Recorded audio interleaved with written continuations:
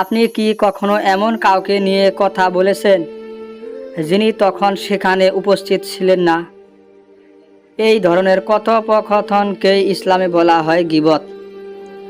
কিন্তু জানেন কি, গীবত কেবল পাপ নয়, এটি আপনার মস্তিষ্ক ও জীবনের উপরে ভয়ঙ্কর প্রভাব ফেলে।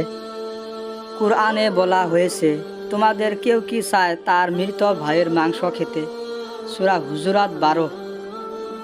গীবত এতটাই জঘন্য, আল্লাহ গীবতকে মৃত ভাইয়ের মাংস খাওয়ার সঙ্গে তুলনা করেছেন। রাসূলুল্লাহ সাল্লাল্লাহু আলাইহি সাল্লাম বলেছেন, যে ব্যক্তি গীবত করে সে কিয়ামতের দিনে সর্বপ্রথম শাস্তি পাবে। গীবত আমাদের আমল ধ্বংস করে দেয়, যেমন আগুন শুকনো পাতাকে পুড়িয়ে ফেলে। একাধিক সাইকোলজিক্যাল গবেষণা বলছে, গীবত করা মানুষের ব্রেনে কর্টিসল হরমোন বাড়িয়ে দেয়। এই হরমোন আমাদের মানসিক চাপ বাড়ায়, যার ফলে আমরা আরও বেশি নেতিবাচক হয়ে পড়ি। গীবত করার সময় আমরা যাকে নিয়ে বলছি তার ক্ষতি যেমন হয়, তেমনি আমাদের মস্তিষ্কেও নেতিবাচক ইম্প্যাক্ট পড়ে। সোশ্যাল ব্রেন হাইপোথেসিস বলছে, গীবত সম্পর্ক ও বন্ধন নষ্ট করে দেয়। গীবত একটি সম্পর্ক ধ্বংসকারী আগুন। যে ব্যক্তি গীবত করে তার প্রতি বিশ্বাস উঠে যায়। বন্ধুত্ব বা পরিবারে গীবত ছড়ালে তাতে ভালোবাসা ও সম্মান কমে যায়।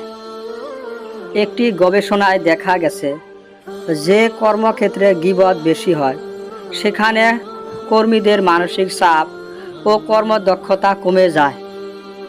তাই গীবত শুধু ধর্মীয় পাপ না, এটি সমাজ ও মনকে একসঙ্গে বিষাক্ত করে তোলে।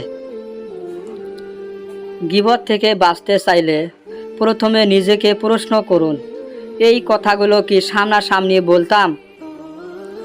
যদি উত্তরটা না হয় তাহলে চুপ থাকাই উত্তম।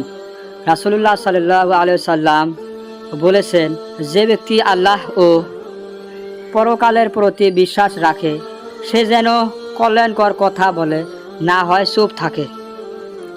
আমরা প্রতিনিয়ত অনেক কথা বলি, কিন্তু একটি শব্দ চিরস্থায়ী হতে পারে, ভালো বা খারাপ।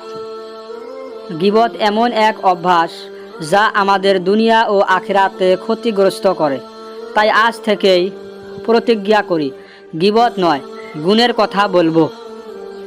আপনি যদি ইসলাম ও বিজ্ঞানের এমন মিল দেখে ভালো লেগে থাকে তাহলে এখনই সাবস্ক্রাইব করুন।